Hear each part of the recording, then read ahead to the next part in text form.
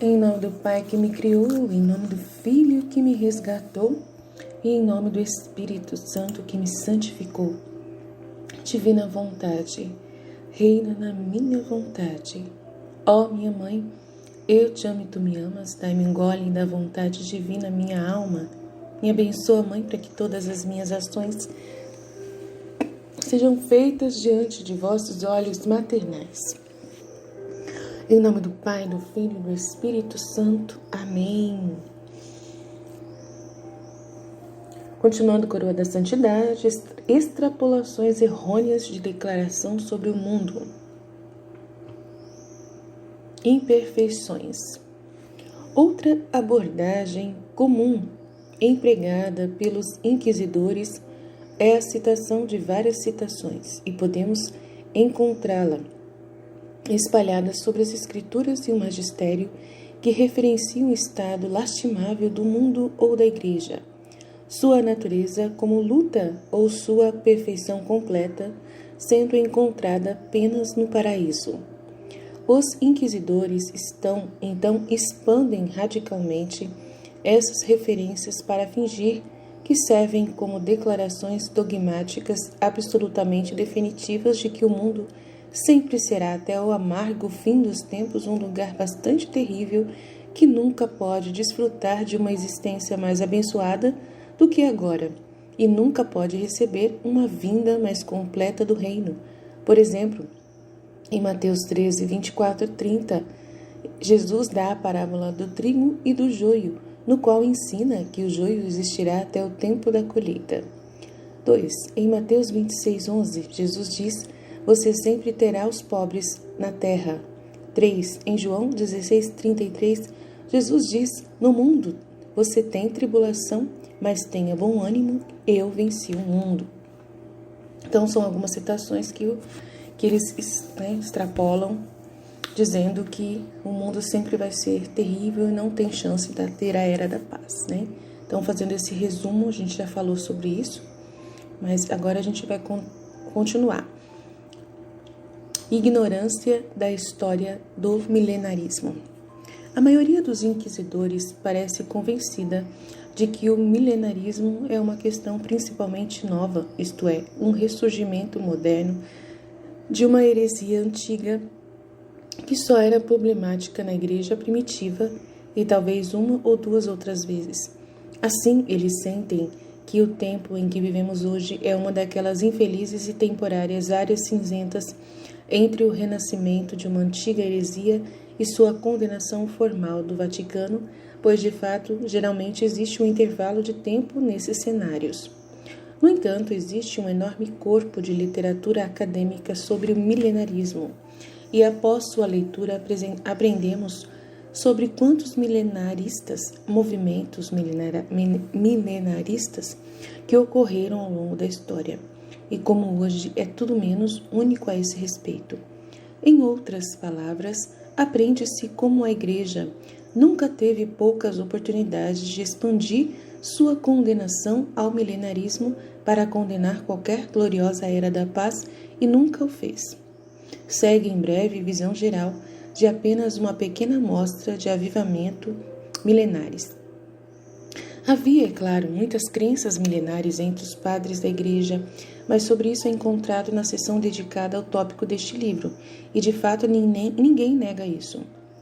2. Havia os milenários carnais, condenados por Santo Agostinho e muitos outros, que esperavam um reinado de 1000 anos de indulgência dos sentidos na terra, inspirado pelo herege gnóstico do século I, Cerinto.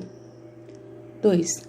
No século II havia Montanus e seu movimento de nova profecia. Montanus ensinou uma era iminente do Paráclito, com novas revelações públicas cunhadas, profecias, e disse que a Igreja se tornaria puramente espiritual, com seus próprios discípulos superando convenientemente toda a hierarquia católica. Houve uma relativa calma também nos movimentos milenares por vários séculos depois que Constantino legalizou o cristianismo.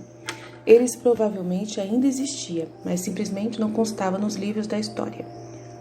Houve uma grande antecipação milenar em toda a cristandade por volta do ano 1000, que aguardava ansiosamente o reino físico de Cristo na Terra, começando no que eles viam como um milênio final. No século XIII havia os amaurianos da França que pregaram o próximo milênio do Espírito, dizendo que eles mesmos eram Cristo reencarnados. E logo todos reconheceriam sua própria unidade com o Espírito. No século XIII também viu os efeitos de Joaquim de Fiore discutido em sua própria seção neste livro e dos franciscanos espirituais. Nos séculos XIV e XV havia os taboristas e os hussitas, que pregavam o milenarismo adotando a chamada espiritualidade livre e denunciando o Papa como anticristo. Nossa, então é antigo isso aqui, então. Então o mundo sempre foi igual, né? Ai, meu Deus do céu. No século XVI, concomitantemente à revolta protestante, houve uma explosão de milenarismo. Entre outros lugares, essa explosão foi encontrada na Guerra dos Camponeses, liderada por Thomas Müntzer. Essa rebelião sustentou que os pobres devem herdar o reino milenar. O movimento anabatista, em que os aderentes procuravam viver radicalmente de acordo com as diretrizes das Escrituras para se preparar para o reinado milenar e em outros lugares. No século XVII, havia os homens da Quinta Monarquia e as comunidades de buscadores que acreditavam na interpretação deles de certas profecias do Antigo Testamento, que as 4 monarquias antigas escritas nas Escrituras transmitiram seu poder aos Habsburgos, que reinariam junto com o reinado físico de Cristo na Terra. Os buscadores, em particular, como os puritanos da Inglaterra, começaram a desprezar a religião formal e, em vez disso, aguardaram a manifestação de Deus através de nova pública revelação. No século XVIII, houve o jesuíta chileno Manuel de Lacunza, que ficou famoso por seu livro A Vinda do Messias na Glória e Majestade, na qual ele postulou um reino literal de Cristo na Terra com os santos. Seu livro se tornou muito popular em seus dias, com muitos apoiadores e oponentes em toda a igreja. Este trabalho continua a inspirar muitos protestantes até hoje e mesmo em seu próprio dia inspirou Edvard Ringen, fundador da chamada Igreja Católica Apostólica. No século XIX, na China, houve surpreendentemente o Taiping, rebelião Taiping, liderada por Hong Xiuquan, que considerava-se irmão de Jesus divinamente mandatado para instituir um reino milenar conhecido como Reino Celestial de Taiping. Nossa Senhora! Essa rebelião causou a morte de dezenas de milhões de pessoas. Nossa, que loucura, gente! No século XIX, na América, havia William Miller, que reuniu muitos seguidores, alegando que Cristo voltaria a esta terra, purificaria e tomaria posse da mesma, com todos os santos, em algum momento entre 21 de março de 1843 e 21 de março de 1844.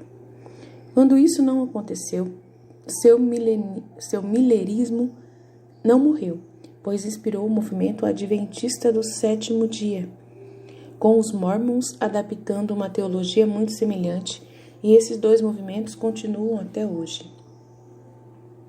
E é claro, nos séculos 20 e 21, temos a explosão de cristãos evangélicos antecipando o próximo arrebatamento e o literal reino milenar de Cristo na terra em carne e osso, mesmo simplesmente listando os vários movimentos que sustentam essa crença exigiria seu próximo capítulo. Essa exposição foi apresentado em muitos outros trabalhos, então aqui eu deixarei inexplorado. Como é evidente, o milenarismo volta quase todo o século.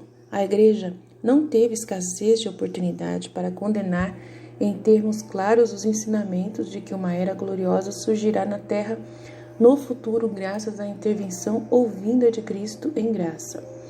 Mas a Igreja nunca emitiu essa condenação.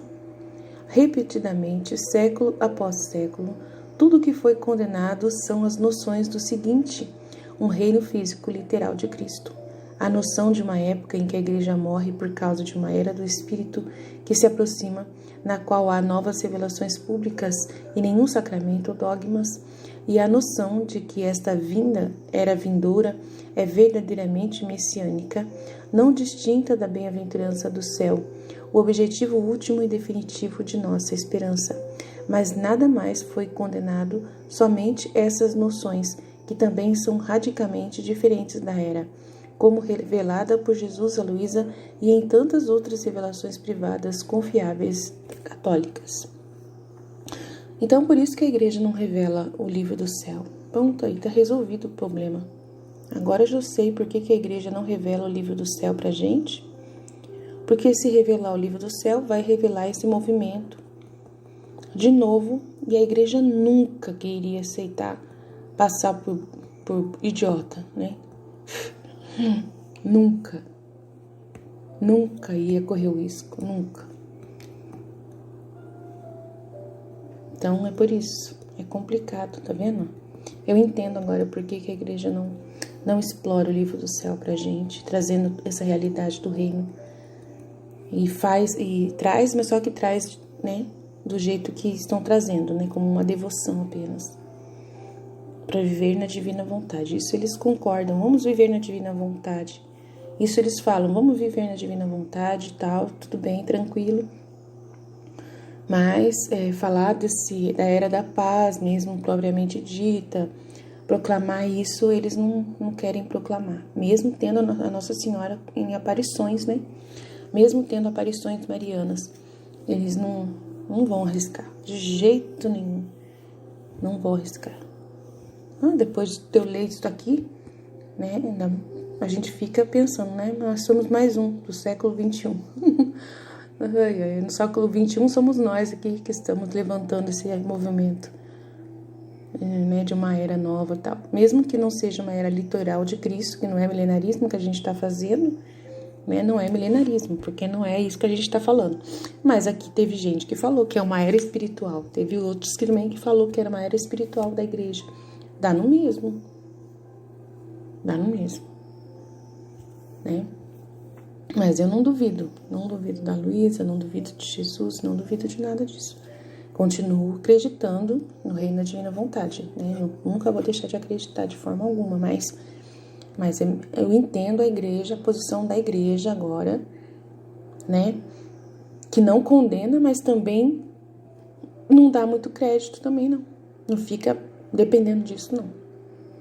Para trabalhar, continua trabalhando normal, né? E esperando essa vinda de Jesus sempre, né? Tá sempre esperando essa vinda de Jesus, né? Está pronto, está aberta para o que Deus quer fazer, né? A ação do Espírito Santo está aberta, é isso, né? A gente sente que a Igreja está aberta, mas não vai esclarecer, não vai expor, né? Claramente. Olha, nós temos a Luísa Picarreta, ela falou sobre um reino da divina vontade que está para acontecer e tal, nós acreditamos, porque Nossa Senhora também falou que vai vir, né, que vai ter o triunfo do seu Imaculado Coração, o aviso e tal. Então, sobra para nós mesmos leigos ficar, né, atrás disso.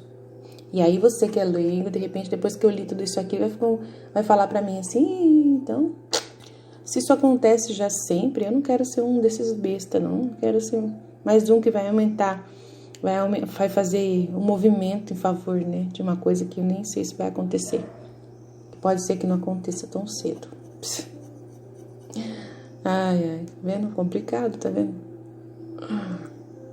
Complicado, tá vendo como a vida da gente é essa, né? Servir a Cristo, nosso Senhor. Né, colocar ele em nossa frente, só isso a gente tem que fazer. Seguir o Evangelho de Jesus, né, que é o principal. Buscar a santidade é o principal.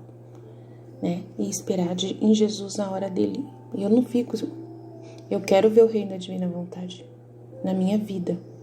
Quero que aconteça esse reino, quero que venha esse reino, né? E a minha missão é para trazer, é para pedir esse reino, como Maria pediu a vinda de Jesus. Então eu não posso deixar de confiar, porque se Maria também pensasse igual a gente, né? Se ela pensasse agora, se ela lesse lá a história dos profetas lá, né? E o profeta falando, vai nascer Jesus, vai nascer Jesus, vai nascer Jesus. Aí ela falou assim, eu sou mais uma profeta. Sou mais uma profeta. Se ela pensasse desse jeito e não fizesse tudo o que ela tinha que fazer para trazer Jesus para a terra e ficasse, vou depender dos outros, deixa lá os outros, deixa lá. E aí? O que ia acontecer? Será que Jesus ia nascer? Né? Se ela deixasse, deixa lá para os profetas, eles que sabem, deixa lá para os fariseus, deixa que eles sabem. Se ela não acreditasse, se ela não vivesse essa esperança, esse amor tão grande pelo Messias, né? Com um desejo tão grande por ele, clamando e orando tanto, ela orava muito pelo Messias, acreditava muito no Messias, que ele ia vir, pedia, implorava a Deus que viesse logo. E ela adiantou a vinda do Messias. Ele ia vir no período e veio antes. Adiantou muito a vinda do Messias. Então, a gente pode adiantar muito a vinda do reino de Deus pela nossa fé. Então, por causa de Maria e por causa das mensagens dela, a gente tem que dar um crédito, né? Para continuar acreditando na era da paz, confiando que essa era vai acontecer, não tendo dúvida, não achando, né, que a gente está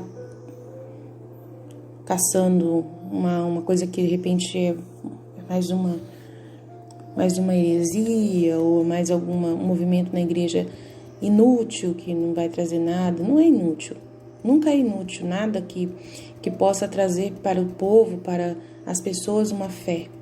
Nunca é inútil, mas só que talvez esse aqui nasceu aqui, o Adventista do Sétimo Dia, desse cara que falou que ia vir entre 21 de março de 1843 e 21 de março de 1844. Quando isso não aconteceu, seu millerismo não morreu. Então esse William Miller, que fez com que nascesse o Adventistas do Sétimo Dia.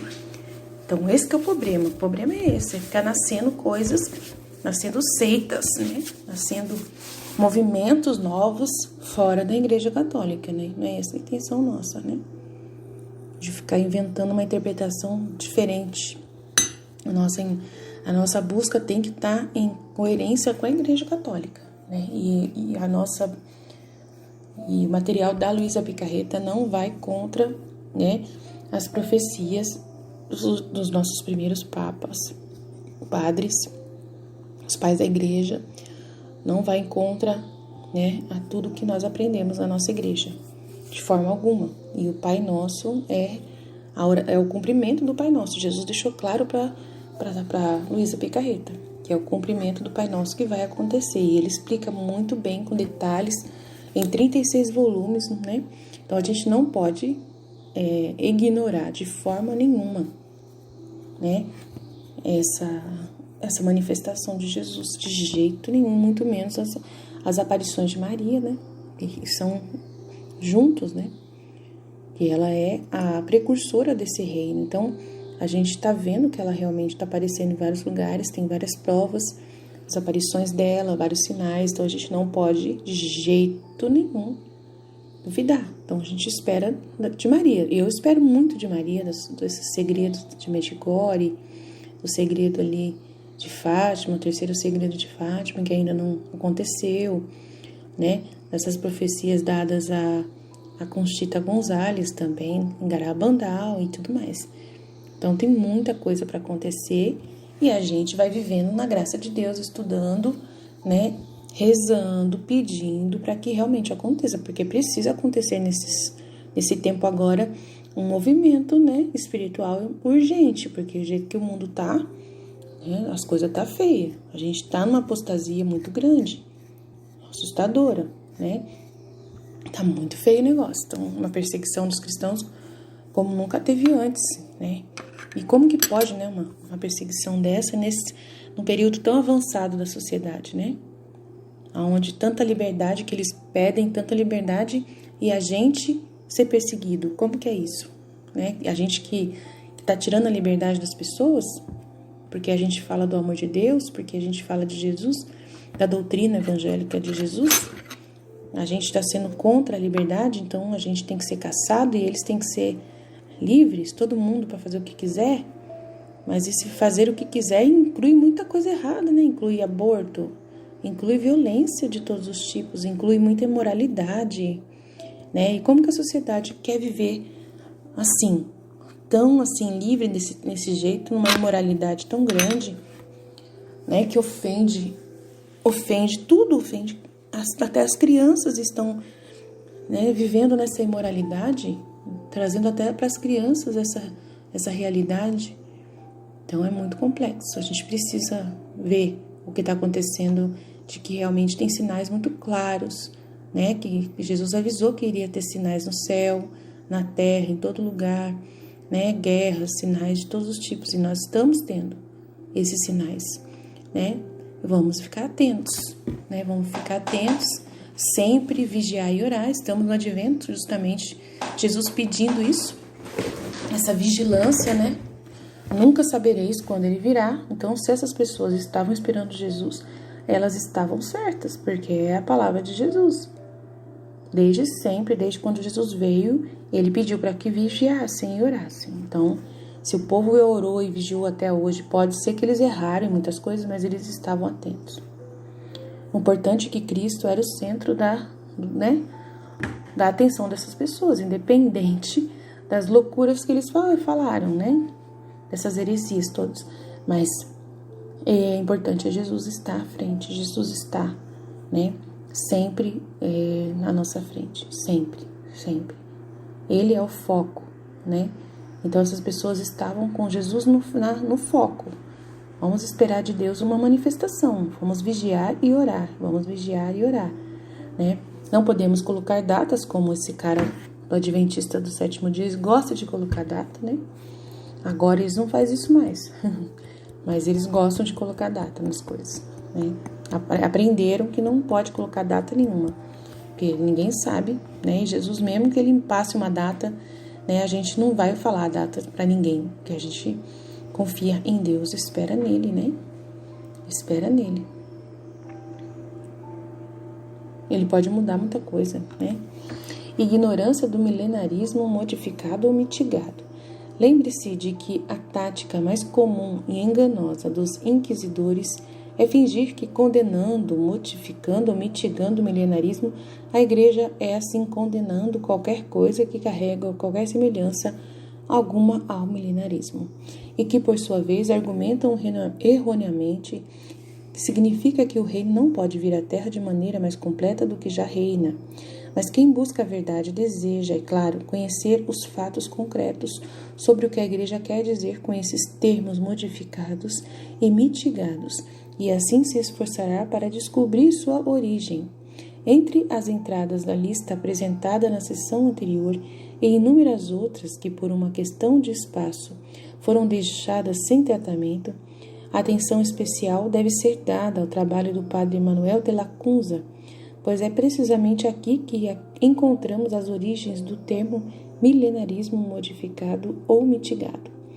O padre Manuel, em seu trabalho A Vinda do Messias na Glória e Majestade, que em seu tempo foi publicado sob o pseudônimo de João Josafá Ben Ezra e tornou-se popular no início de 1800, desenvolve um novo modificado milenarismo. Ele passa grande parte do livro tentando em vão provar que os só heresias associadas ao milenarismo são a visão carnal apresentada por Cerinthus e a judaização, visão exigente universal circuncisão, colocada por Nepos e Apolinário, que desejava um novo Alexandre para impor a lei mosaica sobre o mundo inteiro. Padre Manuel queria a todo custo manter o reino literal de Cristo na terra com os santos, após a primeira ressurreição, e foi por esse desejo que ele inventou o milenarismo moderado, que quase certamente foi a inspiração para a linguagem contida na Condenada em 1944, frequentemente citada pelo milenarismo mitigado. Por exemplo, neste livro, Padre Manuel escreve: nós sabemos nenhum outro erro dos milenários, além daquilo que esses mesmos médicos impugnaram. Esses doutores, impugnaram e com razão condenaram em Cerinto, Nepos, Apolinário e todos os seus seguidores. Devemos ter em mente que se é historicamente correto dizer que os erros de Nepos e Apolinário foram de fato como o Padre Manuel os indicou, é imaterial. O único ponto aqui é demonstrar que Padre Manuel estava realmente tentando defender o milenarismo modificado ou mitigado, no qual Cristo ainda reinaria literalmente, mas não seria uma era hedonista ou uma era judaizante. Enquanto os inquisidores são rápidos em citar a condenação de 1944 ao milenarismo mitigado, eles parecem não ter consciência da ação do Santo Ofício 3 anos antes, que é a primeira vez que vemos um termo relacionado usado em conjunto com o milenarismo, pois em 11 de julho de 1941, o Santo Ofício condenou este livro do padre Lacunza, com referência específica ao livro Moderado Milenarismo. Então podemos ver que, embora quase a totalidade dos inquisidores argumentos repousa sobre a falsa suposição de que a condenação do milenarismo modificado necessariamente implica condenando qualquer forma de antecipação de uma vinda mais completa do reino de Deus à terra do que desfrutamos agora. Cada peça de evidência relevante aponta para a conclusão de que até o milenarismo modificado implica uma visão em que Cristo literalmente reina na terra na carne visível. Uso indevido das obras do Bento XVI. O cardeal Ratzinger, Papa Bento XVI, tem sido um dos teólogos mais prolíficos dos séculos XX, que ele escreveu uma enorme quantidade de material antes e durante o seu papado. Com ele mesmo deixou claro, nos livros que publicou enquanto ele era Papa, ele nunca quis que suas próprias opiniões teológicas publicadas fossem consideradas magisterium. Por exemplo, em seu prefácio a Jesus de Nazaré, que ele escreveu enquanto era Papa e que foi publicado durante seu papado, afirma: escusado será dizer que este livro não é de forma alguma um exercício do magistério, mas é apenas uma expressão da minha busca pessoal pela face do Senhor. Todo mundo está livre, então, para me contradizer. Portanto, para respeitar suas próprias palavras, devemos reconhecer que, mesmo que seja possível demonstrar que Ratzinger era a favor da escatologia livre da era, não há ninguém que ofenda mais do que o próprio Bento, quando pretendemos que cite sua opinião sobre alguma questão teológica, deve interromper a discussão sobre o mesmo. Devemos lembrar que Bento é um homem humilde e santo, tão humilde de fato que em 2010 ele admitiu abertamente que possuía mentalidades que podem interferir no entendimento completo do que Deus tem reservado para os próximos tempos. Pois em sua entrevista de 2010 com Peter Cialdi, publicado no livro Luz do Mundo, dado enquanto ele era Papa e também dado muito tempo depois de escrever todas as obras escatológicas citadas pelos críticos da era, vemos a seguinte troca. Cialdi escreve: a homilia que você proferiu em 13 de maio de 2010 em Fátima fez uma nota bastante dramática. A humanidade conseguiu desencadear um ciclo de morte e terror, proclamou, mas falhou em pôr um fim nisso. Naquele dia, diante de 500 mil de fiéis, você expressou um desejo realmente espetacular, que os 7 anos que nos separam do centenário das aparições, você disse: apresse o cumprimento da profecia do triunfo do Imaculado Coração de Maria para a glória da Santíssima Trindade. Essas palavras significam que o Papa, que afinal é o titular de um ofício profético, pensa que nos próximos 7 anos a Mãe de Deus poderia realmente aparecer de uma maneira que seria equivalente a um triunfo? Bento responde: eu disse que o triunfo se aproximará. Isso é equivalente em significado à nossa oração pela vinda do reino de Deus. Essa declaração não foi intencionada. Eu também posso estar racionalista por isso e expressar qualquer expectativa de minha parte de que haverá uma enorme reviravolta e que a história subitamente seguirá um curso totalmente diferente. Não adianta tentar argumentar que Bento XVI está elogiando a sua própria razão aqui. Nunca uma atitude racionalista foi considerada boa no ensino católico. Em vez disso, é claro que Bento está aqui admitindo suas próprias falhas. Não apenas isso, mas o contexto dessa citação nos leva à mesma conclusão, pois na pergunta imediatamente anterior à citada acima, lembre-se de que essa troca foi uma entrevista, e a resposta que ele deu à última pergunta teria sido perfeitamente nova na mente de Bento. Bento refere negativamente ao racionalismo, contrastando-o com o tema das aparições de Nossa Senhora. E também encontramos nessa citação que Bento, ao responder à observação do interlocutor de que ele era menos mariano do que seu antecessor, admite que cresceu com uma piedade principalmente cristocêntrica, quase ao que parece se desculpando por não ser tão mariano como São João Paulo II, no que esse pedido de desculpa seja necessário. Não que esse pedido de desculpa seja necessário. Contexto à parte, simplesmente não há como negar que admitir uma abordagem racionalista é uma admissão humilde de uma falha, pois o racionalismo, em termos simples, é a exaltação injusta da razão por ser a única fonte da verdade e não da fé. O dicionário católico moderno do padre Joe Hardon define como um sistema de pensamento ou atitude mental que sustenta que a razão humana é autossuficiente e não precisa da ajuda da revelação divina para saber tudo o que é necessário. Não há nada de louvável nisso, embora Bento esteja aqui claramente falando diminutivamente de seu próprio escatológico assesmentes. Isto é, não é de surpreender que os críticos da era também citam essa citação exata como uma demonstração de sua própria tese, embora apenas consiga ter o efeito oposto que desejam. Certamente é verdade que um olhar racionalista sobre o mundo faz uma enorme mudança na história parecer impossível. Mas isso vai acontecer, no entanto, deveríamos entender bem a situação do Papa Bento XVI. A própria Luísa Picarreta tinha exatamente essas mesmas preocupações, mas, diferentemente de Luísa, Bento não tinha as palavras sensíveis de Jesus imediatamente à mão. Luísa costumava expressar sua preocupação de que a vinda do reino simplesmente não parecia provável.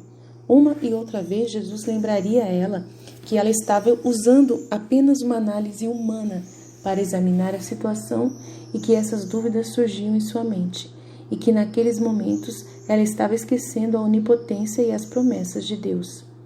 Para os homens isso é impossível, mas para Deus todas as coisas são possíveis. Mateus 19, 26. Devemos reconhecer, no entanto, que todo esse argumento sobre as palavras do Papa Bento XVI aqui citadas não é estritamente necessário ao indicar que ele não acreditava que uma grande reviravolta ocorreria. É quase certo que Bento XVI pretendeu esse diagnóstico apenas na perspectiva de prever racionalmente se os próprios eventos mundanos, ao examinar sua natureza atual, pareciam gerar tal invenção de marcha, e ninguém que antecipa a era supõe que ela venha por meio de uma inversão de marcha. Seria de fato bastante irracional supor que os esforços destinados a promover a paz, o diálogo, a justiça social, etc., gerem uma reviravolta, se formos honestos sobre os seus frutos e tendências até agora, pelo menos. Isso seria otimismo cego. Esses esforços ainda são nobres e necessários, pois são bons em si mesmos e ajudam a preparar o terreno para a era. Mas eles simplesmente não geraram uma grande reviravolta, na qual a própria era consiste. Em suma, podemos ver isso. Mesmo se alguém ficar, não acreditamos que Bento XVI reconheceu humildemente uma falha. em admitir tendências racionalistas, ainda é fácil perceber que as palavras do Papa Bento não são uma afronta à era, mas uma vez que tudo o que essas palavras fazem é descartar a noção da era surgindo por meio de uma inversão de marcha, uma maneira pela qual ninguém que antecipa a era pensa que isso acontecerá. Mas mesmo que essas considerações de lado permaneça, de fato, de que as obras de Ratzinger foram distorcidas para contradizer a era a um grau que o próprio Ratzinger nunca pretendeu, mesmo no meio de seu próprio racionalismo admitido, passamos agora a considerar um livro específico que distorce as palavras de Ratzinger, para usá-las em um argumento que não acarreta. Em um grande livro que considera uma infinidade de perguntas e especulações relacionadas à escatologia e popular no final dos anos 90, existe uma seção intitulada O Milênio. Nessa seção, o autor parece afirmar que a tradição católica ensina absolutamente que qualquer forma de expectativa do reino que virá à Terra é heresia do milenarismo. É difícil determinar em seu texto exatamente o que o autor está argumentando. Em alguns lugares, parece que ele está condenando apenas como herético a antecipação de um reino físico de Cristo. E nessa condenação, ele certamente está correto, enquanto em outros pontos parece que ele está condenando erroneamente qualquer ensino milenário e qualquer expectativa de uma vinda mais completa do reino antes do fim dos tempos. Apesar de repetidas alegações de que tradição é o fundamento de sua tese, ele cita apenas uma fonte da tradição, uma única citação do São Robert Bellarmine. Esta citação não tem nada a ver com sua tese e as únicas outras fontes que ele cita são o Catecismo, que, como você verá na próxima sessão, de forma alguma denuncia a era, e uma citação do comentário escrito pelo cardeal Ratzinger, intitulado A Teologia da História de São Boaventura. A citação que ele fornece é a seguinte, do trecho do livro do Bento XVI, do cardeal Ratzinger. Cristo é o fim dos tempos. Seu nascimento coincide com o fim dos tempos. Com base nesse axioma, tanto o quiliasmo quanto o montanismo foram declarados heréticos e excluídos da Igreja Universal, pois ambos negaram essa visão e aguardaram ainda outro período de salvação mais definitivo após a era de Jesus Cristo. O autor, no entanto, não inclui a parte em negrito e sublinhada acima de Ratzinger, que fornece o contexto necessário para a compreensão da citação. E do autor, a condenação é falaciosa, porque pressupõe, sem demonstração, que o que ele está condenando é de fato xialismo ou montanismo, mas lugar algum a Igreja definiu essas heresias como consistindo em uma posição que antecipa a vinda do reino à Terra no futuro. De fato, toda a motivação daqueles que buscam a vinda do reino é apenas o fato de estarem orando a Jesus, orando a oração que Jesus nos ensinou, a petição central do Pai Nosso. Com a máxima fé e confiança, eles são não dizendo que esta vinda do reino é uma realidade separada do nascimento de Cristo. Eles afirmam, como Jesus disse a Luísa, que a redenção e a santificação são a mesma coisa. Como ele disse, são dois decretos no mesmo ato. Nenhum seguidor de Luísa espera uma nova revelação pública, uma nova igreja, novos sacramentos, uma nova forma de salvação, um reinado físico de Jesus ou qualquer coisa do tipo. As heresias quiliaste e montanista esperam exatamente essas coisas, a partir da qual e somente a partir da qual surge sua natureza herética. Todos os seguidores de Luísa acreditam que Cristo é de fato o fim dos tempos e que seu nascimento faz coincidir com o fim dos tempos, enquanto a repreensão de Ratzinger aqui é direcionada apenas para aqueles que rejeitam essas alegações. Além disso, mesmo durante a era, continuaremos orando, venha o teu reino, pois durante a era esperaremos mais ansiosamente do que agora a perfeição definitiva do reino encontrada apenas no céu. Note-se também que neste livro sem nome o autor insere sua própria observação entre aspas e enganosa na citação de Ratzinger após a palavra chiliasmo, por meio do qual o autor procura definir sutilmente o quiliasmo em seus próprios termos, que são de fato contrários às definições sancionadas pela Igreja, pois em seu comentário entre colchetes ele afirma erroneamente que o quiliasmo consiste em qualquer ensino milenar, quando de fato o quiliasmo é um tipo de crença milenar, a saber, milenarismo. De acordo com o artigo New Catholic Encyclopedia, Nova Católica Enciclopédia, Nova Enciclopédia Católica, na verdade, sobre essa heresia, chiliasmo ensina a regra pessoal visível de Cristo na Terra por 1 milênio antes do fim do mundo. Em nenhum lugar o chiliasmo foi definido autoritariamente como qualquer ensino milenar. Todo o argumento do autor se baseia nessa definição errônea.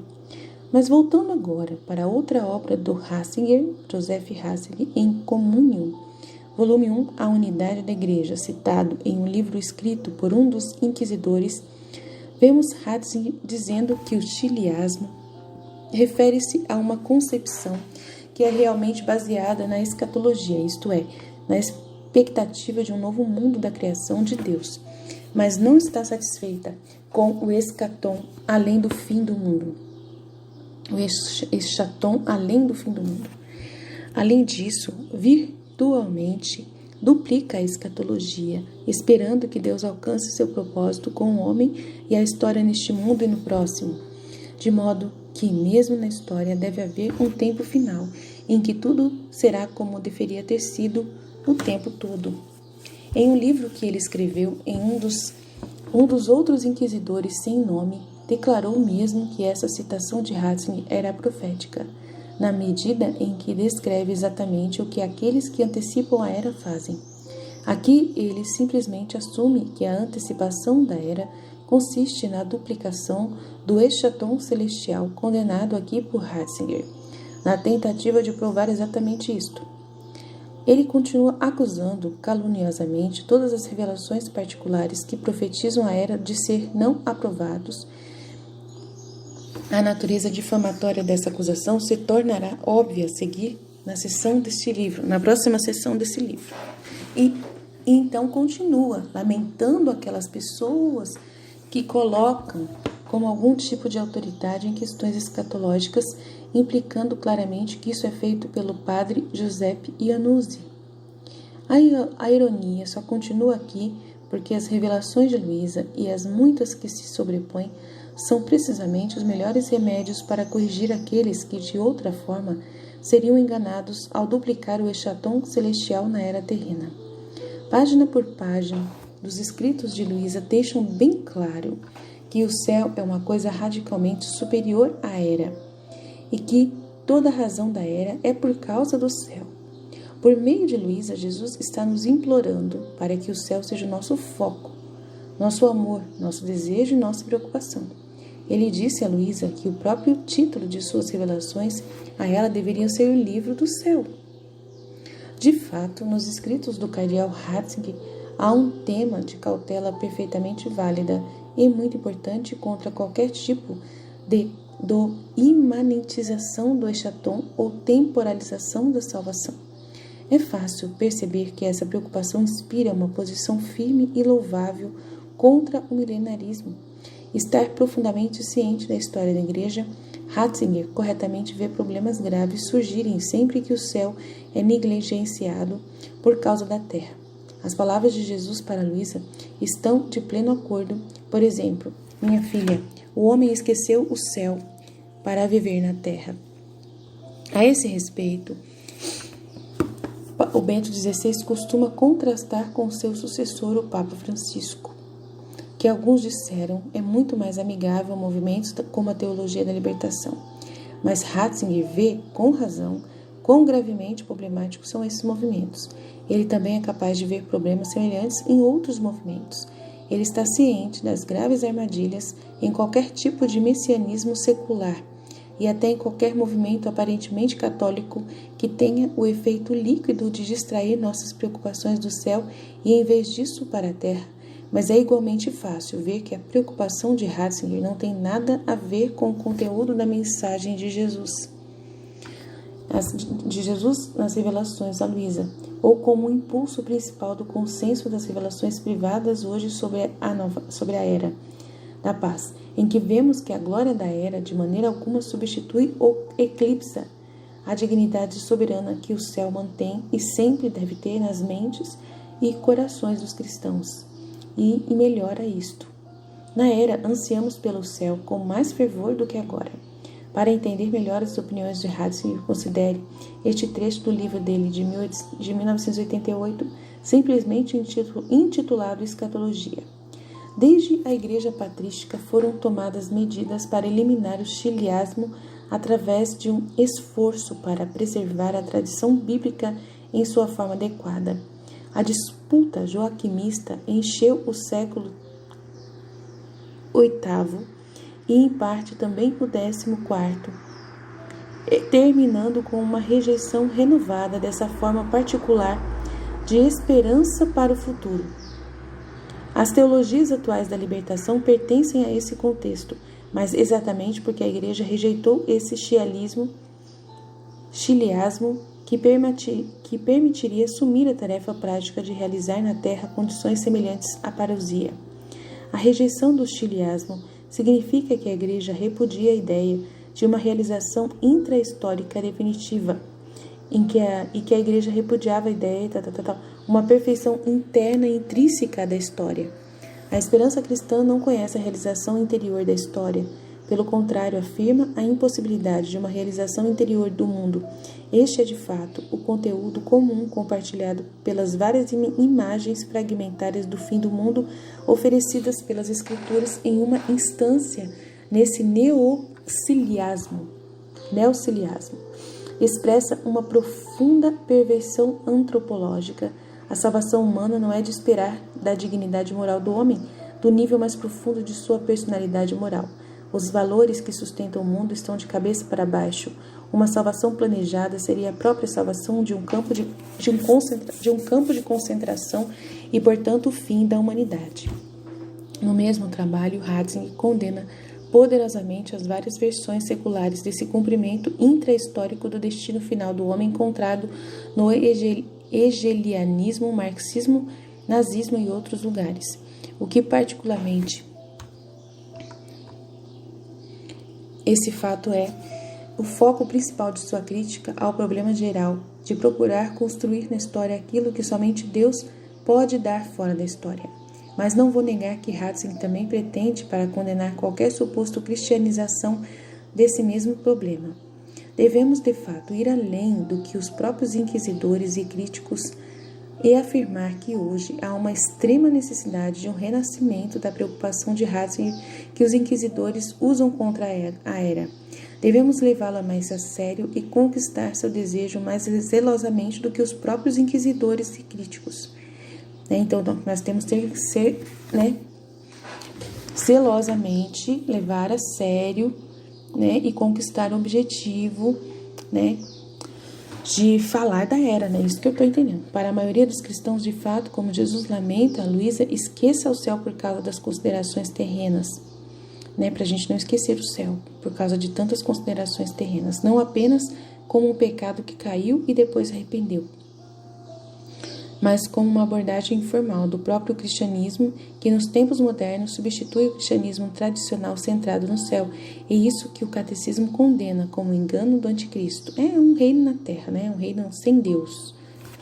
Um reino sem Deus onde o homem tem que buscar sozinho a paz entre eles, É o que eu estou entendendo aqui. Ele está falando que o homem que a igreja não tem que trabalhar, a sociedade social para poder trazer um reino aqui na terra por si mesma, que é só Deus que vai trazer esse reino na terra e que o céu deve ser o principal foco nosso, constantemente, É o que eu entendi até agora aqui.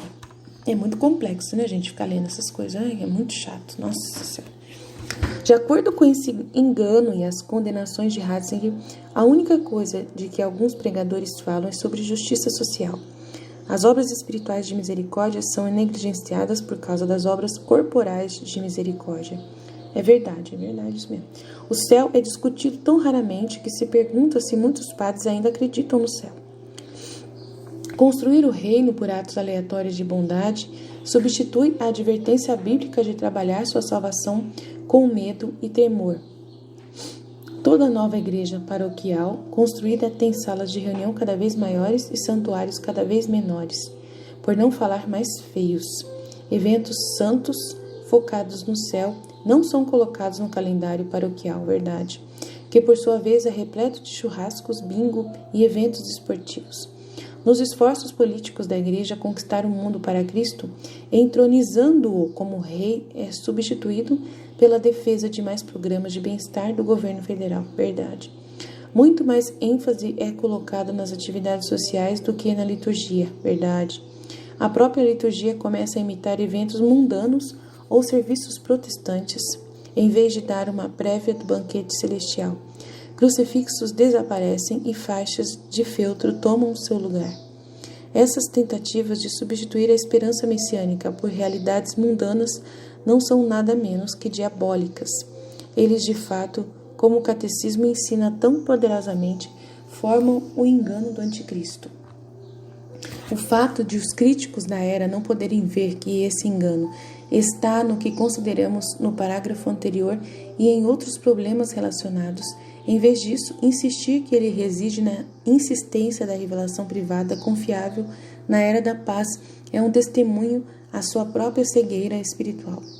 Pois esses problemas são tão estranhos às revelações de Luísa e às antecipações gerais das revelações particulares da era, tão diametralmente oposto a eles e repetidamente contradito por eles, que se não fosse essa calúnia destrutiva seria ridículo para eles atribuída às suas revelações.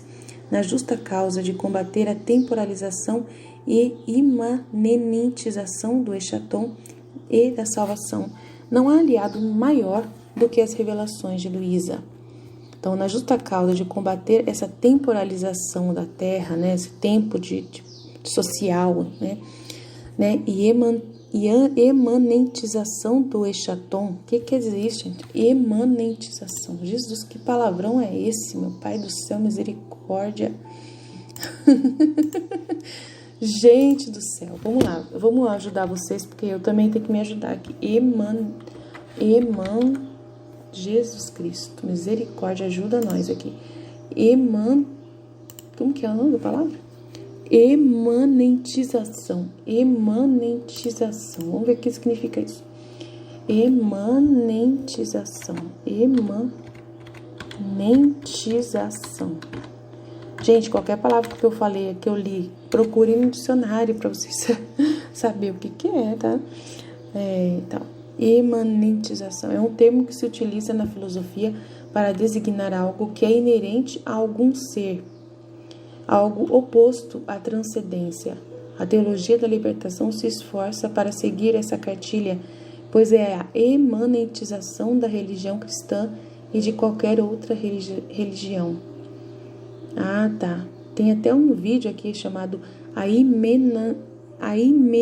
imanentização da esperança. Tem vários vídeos sobre isso até. Tem um cara que brincou com o Padre Paulo Ricardo aqui, gente.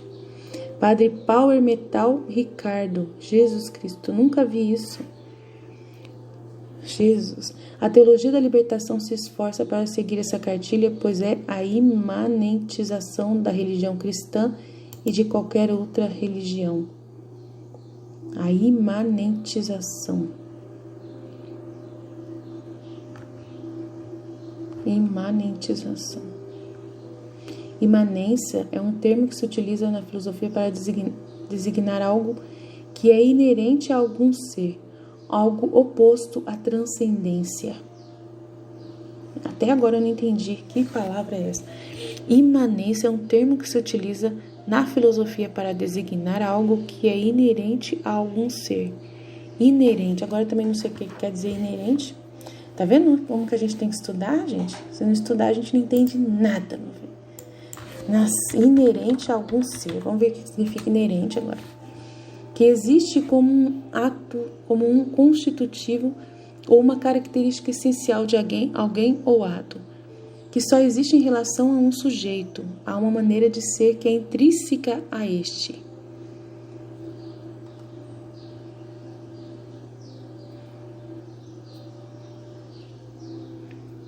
Intrínseco, característico, específico, particular, peculiar, inerente, próprio. Resumindo, né?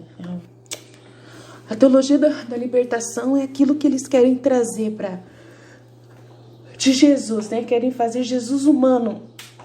Jesus que veio trazer uma doutrina propriamente humana, para transformar a humanidade sem precisar de céu, né? De buscar transcendência. Eu entendo, entendeu? Eu entendo, mas eu não sei explicar as palavras que são usadas. Eu entendo do jeito simples, tá? Então, eu não sou burra, não. Só que eu entendo de um jeito simples. Eu gosto de entender as coisas de um jeito simples. Não gosto de entender com nomes, com essas palavras tão estranhas, não, tá? Então, eu sou bem assim mesmo. Então, é isso. Por enquanto, é isso.